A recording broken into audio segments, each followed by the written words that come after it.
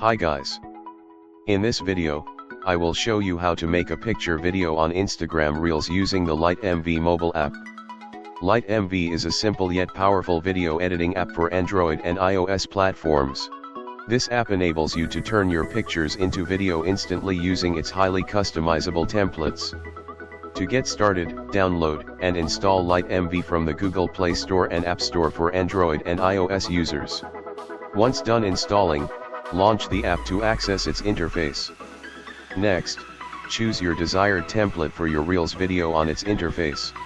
After choosing a template, tap the plus icon on the lower right corner of the app to upload the photos you want to include in the video. From here, tap the uploaded photo and select the Add Text button to insert the text you want to add in the images. Then, go to the Change Music option and select Upload Music folder to import the background music you want to use in your video. Once done, tap the Try for Free button on the lower part of its interface to render the video. Finally, hit the Download button to save the photo video on your mobile phone. And that is the easiest way to make photo video on Instagram Reels using this program. For more information, don't hesitate to visit its official website. Thank you for watching.